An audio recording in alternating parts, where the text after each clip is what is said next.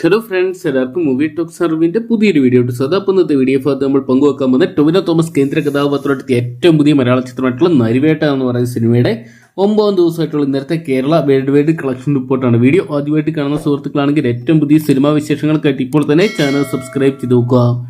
ടൊവിനോ തോമസ്, സുരാജ് വെഞ്ഞാറമൂട്, ചേരൻ, പ്രിയംവദ കൃഷ്ണൻ തുടങ്ങിയ ഒരു കേന്ദ്ര കഥാപാത്രമാക്കി അനുരാജ് മനോഹർ ഡയറക്ട് ചെയ്ത ചിത്രമായിരുന്നു നരിവേട്ട എന്ന് പറയുന്ന സിനിമ. മികച്ച അഭിപ്രായങ്ങളുമായിട്ട് ചിത്രം രണ്ടാം വാരത്തിൽ കൂടുതൽ തിയേറ്ററുകളോട്ട് എത്തിയിരിക്കുകയാണ്. ഇപ്പോഴത്തെ ചിത്രത്തിന് 9 ദിവസമായിട്ടുള്ള ഇന്നത്തെ ഒഫീഷ്യൽ കേരള കളക്ഷൻ റിപ്പോർട്ടുകൾ പുറത്തുവരുന്ന ചിത്രം 1,10,00,000 രൂപയോളം ചിത്രം കേരള ബോക്സ് ഓഫീസിനായിട്ട് സ്വന്തമാക്കിയിട്ടുണ്ട്. വേൾഡ് വൈഡ് ബോക്സ് ഓഫീസിനായിട്ട് ചിത്രം 1,80,00,000 രൂപയോളം ഇന്നലെ മാത്രം സ്വന്തമാക്കിയിട്ടുണ്ട്. ചിത്രത്തിന്റെ ആദ്യ 9 ദിവസത്തെ വേൾഡ് വൈഡ് കളക്ഷൻ റിപ്പോർട്ടുകൾ പുറത്തുവരുമ്പോൾ ചിത്രം 19 കോടി പിന്നിട്ടതായിട്ട് അറിയാൻ സാധിച്ചിട്ടുണ്ട്. എന്തൊക്കെയാണ് ടൊവിനോ തോമസിന്റെ 2025 ആദ്യ ബ്ലോക്ക് ബസ്റ്റർ ഹിറ്റായിട്ട് മാറാൻ സാധ്യതയുണ്ട് നരിവേട്ട എന്ന് പറയുന്ന സിനിമ. രണ്ടാം വാരത്തിലോട്ട് കടന്ന ചിത്രത്തിന് പെരുമഴയിലും നിരക്കാത്തൊരു ജനപ്രവാഹം തന്നെ തീർത്തെടുക്കാൻ സാധിക്കുന്നുണ്ട്. എന്തൊക്കെയാണ് ചിത്രത്തിന് വരും ദിവസങ്ങളിൽ ഇതിന് മികച്ച കളക്ഷൻ തന്നെ സ്വന്തമാക്കാൻ സാധിക്കുമെന്ന് കണ്ടതിന് അറിയാം.